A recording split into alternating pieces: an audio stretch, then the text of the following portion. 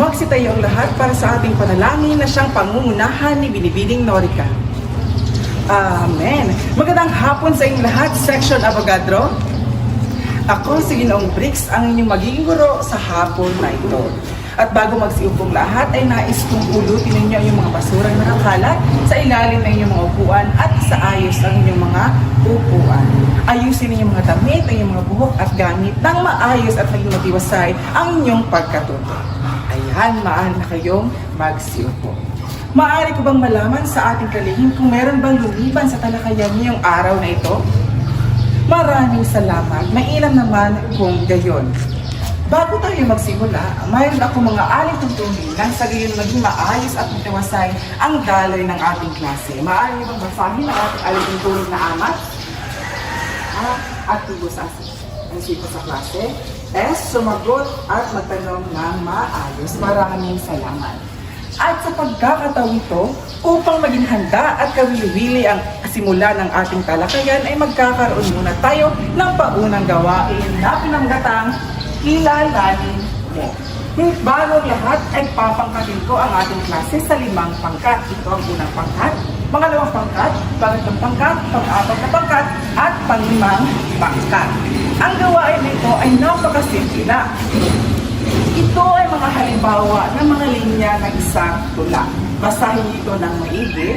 Pagkatapos ay tukuyin ninyo po ang linya bang ito ng tula ay pakinggan, pantanghalan, pasalaysay, liriko. Pasalaysay o liriko. Naiintindihan ba ng lahat? Bibigyan ko lamang kayo ng 2 minuto at isulat ito sa isang malinis na papel. Naiintindihan ba? Magsisimula na ang ating 2 minuto. At natapos na ang 2 minuto, ngayon ating tingnan kung tama ba yung mga naging kasagutan. Sa unang bilang, tama. Pangalawa, tama. At pang-5, tama. Magaling. Dahil may tama ang mga kasagutan. Nasiyahan ba kayo sa ating ginawa? Sa pagkakataon nito, upang malaman natin kung ano ang dapat nating makamit at malalaman pagkatapos ng ating aralin, ay narito ang ating layunin sa araw na ito. Maaari iwasahin ng tangginig lamang. Tapos na ba? Maraming salamat. Ngayon, ano yung mga nakikita o yung mga nahihinuha sa mga linyang inyong nabasa? Tama! Ano-ano nga ang mga uring ng tula? Tama, napakahusay. Tunay ngang nakinig kayo sa ating talakayan kahapon. Ngayon, magkakaroon tayo ng isang gawain. Ngunit bago yan, sa 5 pangkat, kayo dapat napapabilang yung unang pangkat, pangalawang pangkat, pangatlong pangkat, pang-4 na pangkat, at pang-5 pangkat. Ang ating gawain ay pinamagatang buuin mo ako. Maaari bang basahin ang ating panuto?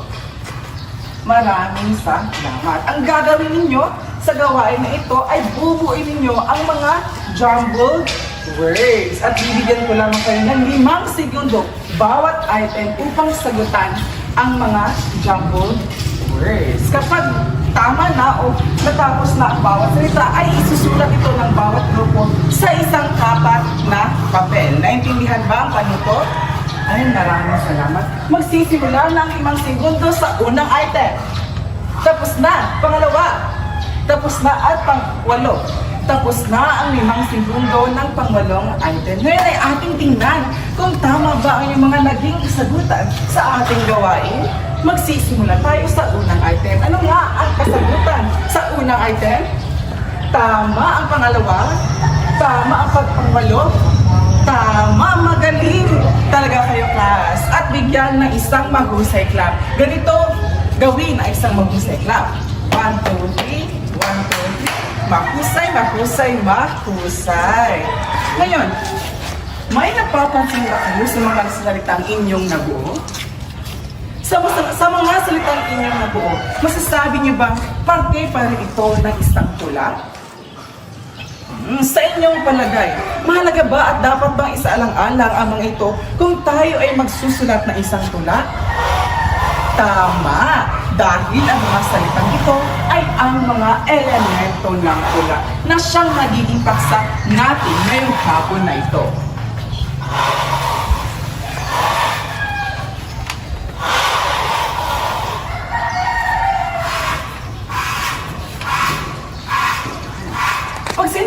nating elemento ng tula. Ano kaya ito? Yan. Ang elemento ng tula, ito ay may 8 elemento. Una ang sukat. Pag sinabi natin sukat, ito ay tumutukoy sa bilang ng pantig ng bawat taludtod na bumubuo sa isang saknong. Ang pantig ay tumutukoy sa paraan ng pagbawa.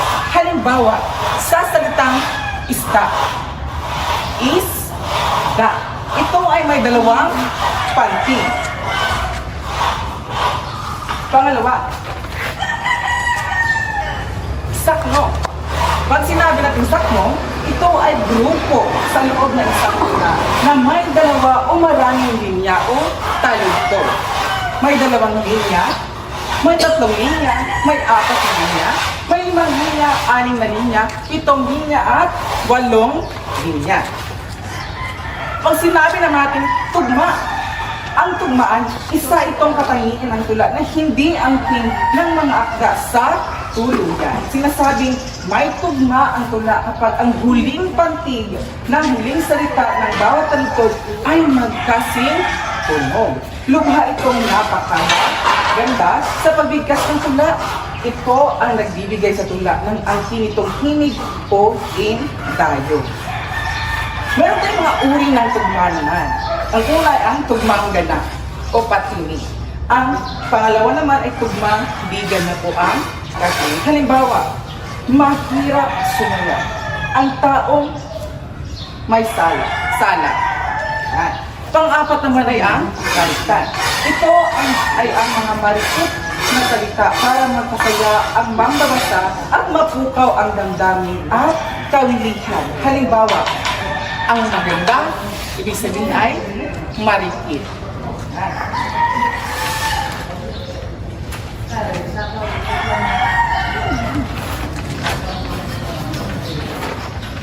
At meron din mga uri ng suka. Una ay ang wawaluki. Halimbawa, isda ko sa Maribeles. Isda ko sa Maribeles. May 8 pantig.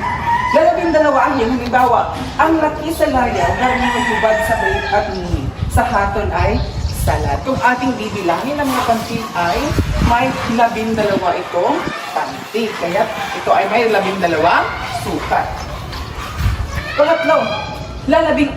Halimbawa, sari-saring bungang kahoy, hinog na at matatamis. Kung ating bibilangin, ang bawat pantig ay meron itong 16 na mga pantig. Kaya ito ay may sukat na may 12.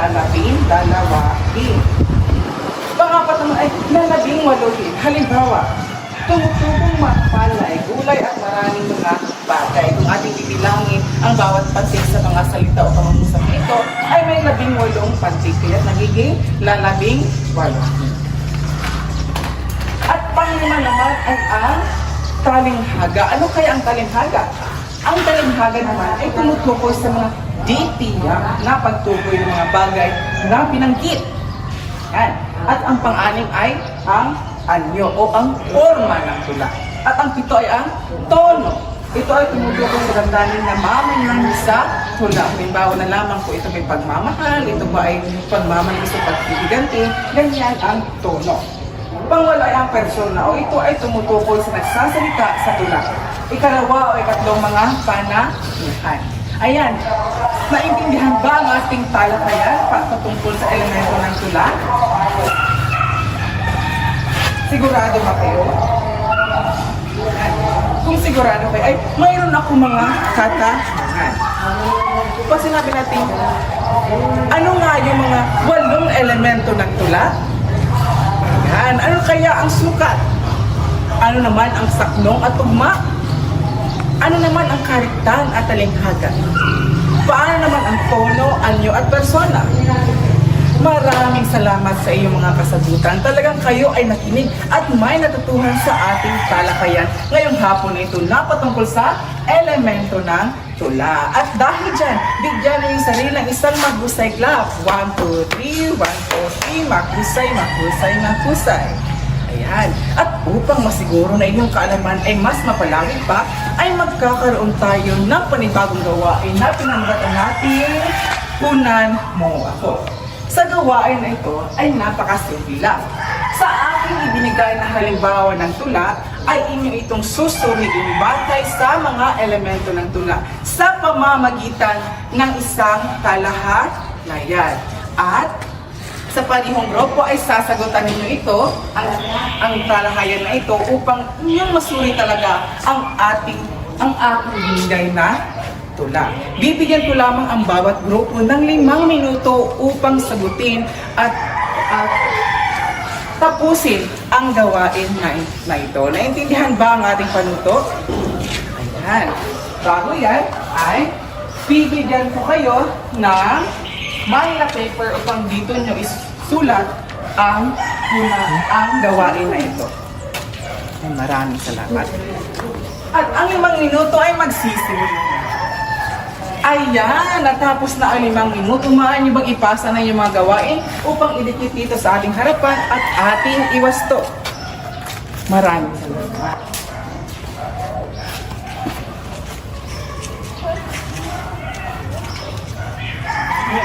Tingnan natin kung tama ba ang mga naging kasagutan. Pag sinabi nating sukat sa tula, tama ang saklong.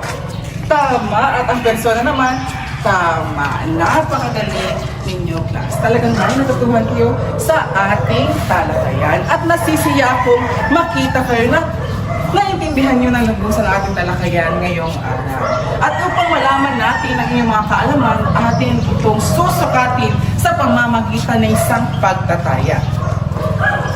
Ngayon, ayusin ninyo ang inyong mga upuan at bigyan ng espasyo upang maiwasan ang anumang uri ng pamutya. Kumuha ng kalahating papel upang doon nyo isulat ang iyong kasagutan sa ating pagtataya.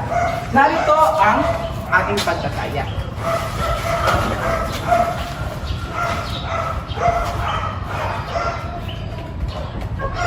Sa ating pagtataya ay sumulat ng tula ng 4 na taludtod at 3 saklong sa patungkol sa pagmamahal sa bahay. Isulat ang sagot sa isang buong papel at bibigyan lamang ng 10 minuto ang bawat mag-aral. At naintindihan ba ang ating panuto? At upang magabayan kayo sa kung ano ay yung susuriin, kung ano ay yung susulat, ay narito ang ating pamantayan. Narito ang ating pamantayan. Ang nilalaman, kaangkupan sa anyo, sukat at katuparan sa tagdang oras. Class, meron ba kayong nais baguhin sa ating mga pamantayan? Wala na, mainam naman. At handa na ba talaga kayo sa ating pagtataya? Maraming salamat. At ang 10 minuto ay magsisimula na. Ayan, natapos na ang 10 minuto sa ating pagtataya. Maaari bang itaas ang inyong papel at ipasa ito sa harapan ng tahimik lamang.